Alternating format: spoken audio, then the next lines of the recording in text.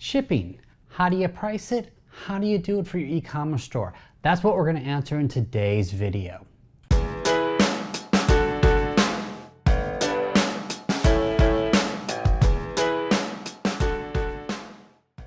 Hey everyone, it's Chris here, and today we are going to talk about shipping, a subject that confounds new e-commerce owners all the time. What do I charge for it? How do I actually do it? And we're going to talk about that in today's video. Realistically, no two stores are the same when it comes to shipping.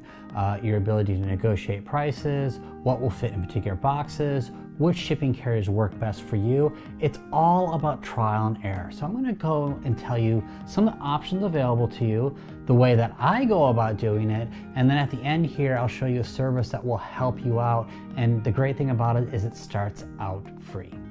So let's talk about the options available to us. Obviously, I'm here in the US, so that's going to include things like US Postal Service, Federal Express, FedEx, UPS, and DHL. And if you have larger items, you might need to use some type of freight carrier or white glove service. And obviously, if you're in the UK or Europe or Australia, you're going to have a local post office, a local system as well that you can use. Obviously, in most cases, you're going to want to go with the cheapest option available. Question is, how do you figure out what is the cheapest option available?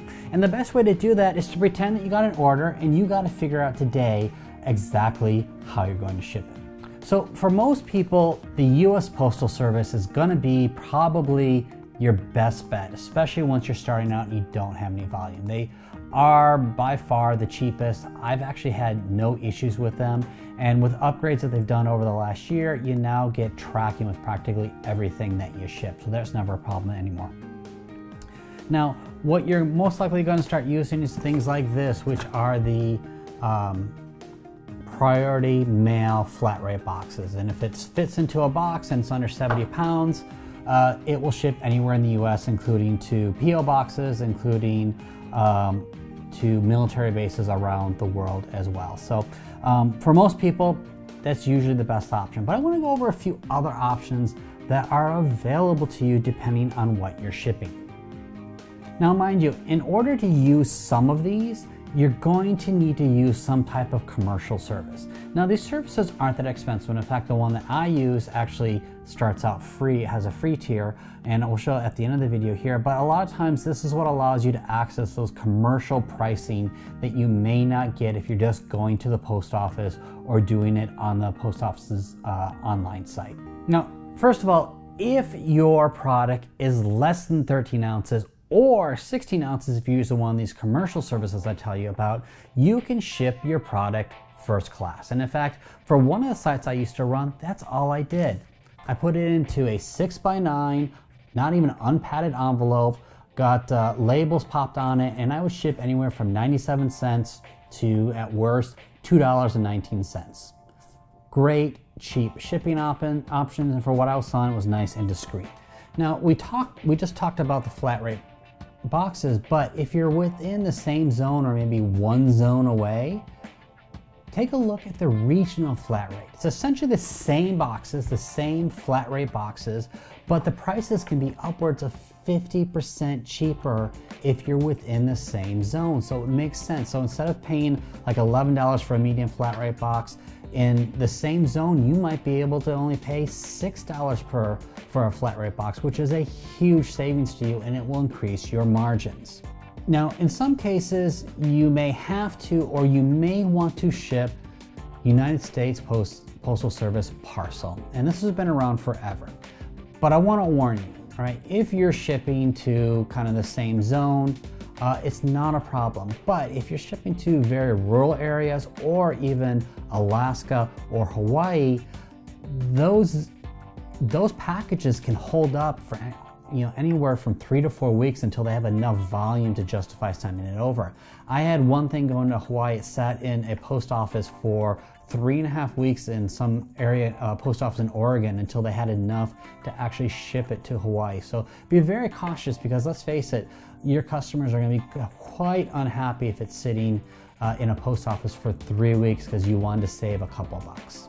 Now, finally, there is a little secret weapon that you can use with the US Postal Service. And this is what all the subscription boxes use, or at least I'm assuming that's what they use because it's normally the best price. And that's what's called cubic rate shipping. Now, you cannot get cubic rate shipping just going to the post office. You need to use a service. But very simple, with a cubic rate shipping, it's based on zone and it's based on size.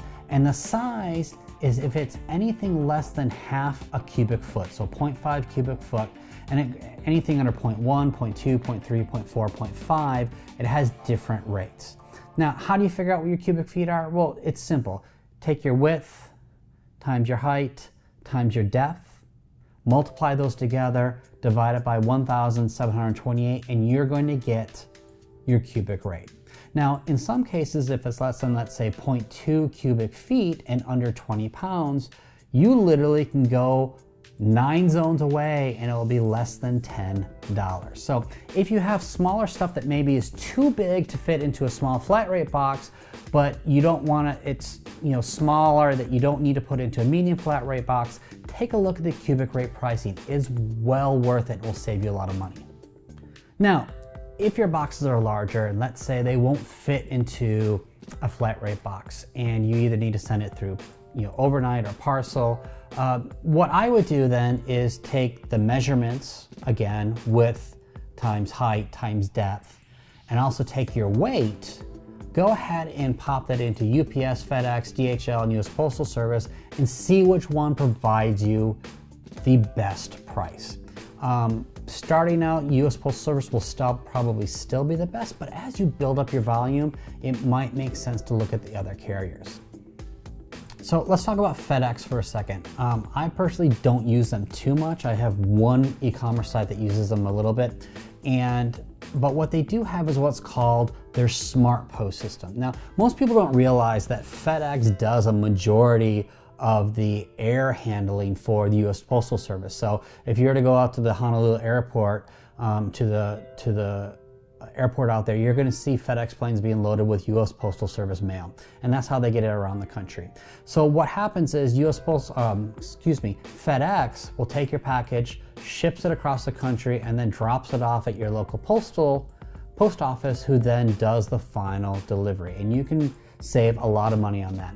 It makes sense if you're doing bulkier items and smaller items because it allows you to increase your volume with FedEx as well. And so one last thing I want to talk about is once you've done your volume and you've built it up and you know what you're doing, you're getting orders in, it might make sense to look at what's called a fulfillment service. Now, a fulfillment service is just a company that, like they say, will warehouse and package and ship your products out to your customers on your behalf. So you don't have to touch any of it. Now, the best known one is Amazon FBA, Fulfillment by Amazon, but they are by means not the only company out there.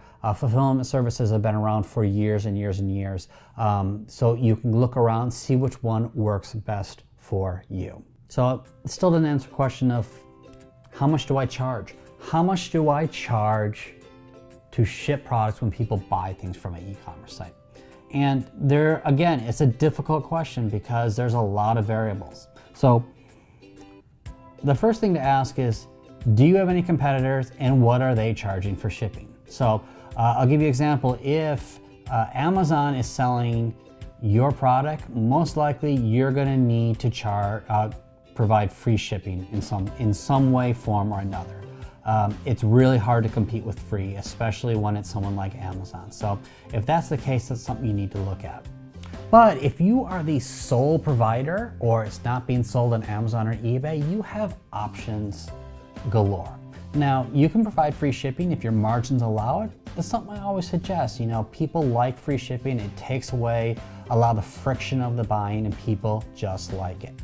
Now, what I like to do, instead of just providing free shipping across the board, is I'll charge a nominal fee for shipping, but if they order $50 or $75 worth of your products, then you'll give them free shipping. And depending on what cart you're using, you either set up as a coupon, or for example, BigCommerce will allow you to set up anything over X dollar amounts gets qualified for free shipping.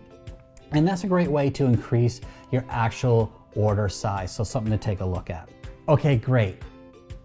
You tell me all the stuff about free shipping, but you want to know what? I either want to or I need to provide a shipping cost. So how much should I charge and what do I do? Well, rule of thumb here, your bigger, bulkier items, you're gonna pass through a certain percentage of that. If you can eat some of it, if your margins are there, I highly recommend it. My rule of thumb for the sites that I run is I don't charge more than $6 for a shipment, at least domestically. You know, international is a different story, but at least domestically, $6. Anything more, I've discovered, it just kind of, it upsets people, and you're gonna notice your abandoned carts will go through the roof. And what an abandoned cart is someone puts the product in the cart, gets to checkout, and then they abandon it. They never finish checkout. And 9 times out of 10, you can point towards your shipping costs in that case. So any way where you can reduce your shipping costs will be ideal for order placement. Now this next part is for e-commerce owners that are drop shippers. You know, I've done a lot of drop shipping. I still have one site that does a little bit of drop shipping. And what I do is, again, I stick to my rule of thumb, no more than $6 on shipping. Now, a lot of you or some of you are going to be using drop shipping services, and they're going to want to charge you $13, $15, $17, $19. And I'll be honest, you're going to have a hard time passing that through to your customers. You're going to have a hard time finish your cart checkout just because people aren't really willing to pay for that. Again, if you're the sole supplier, that's one thing, but in reality, you gotta keep your shipping prices down. Now, if you don't have enough margin, I'm not sure what to tell you since I don't use any of these services. I normally negotiate directly with either wholesalers, distributors, or the company directly. So just something to think about. You're probably not gonna be able to pass that through. Now, to streamline the whole process, I use third-party services to help me with my fulfillment. Now, in this case, there's tons of them. Stamps.com and Indicia were kind of the pioneers in this, and they've been around forever. But recently, I switched over to a company called ShippingEasy.com. And they're a fairly new service, maybe around a couple years now, and they pretty much integrate with everything. They allow you full commercial pricing. They actually allow you to do things like cubic rate pricing, as well as to plug in UPS and FedEx prices and compare those. And the great thing is once you've done your shipping, it will integrate with your cart and tell your cart to mark those as fulfilled, and can even send out emails to your customers. The great thing about it, for starting out, they actually have a free tier. So if you click that link below, there'll be a link below the video here, and you can sign up. They'll give you a demo of it. There's no obligation, but check it out and see if it's worthwhile. It's something to highly recommend. Now, if you like this video, go ahead and give it a thumbs up. And if you think anybody might get use out of it, go ahead and share it as well. Now, don't forget to subscribe so that when I make more videos to help you make money online, they'll show up in your inbox. So thanks again for watching, and I look forward to seeing you in the next video.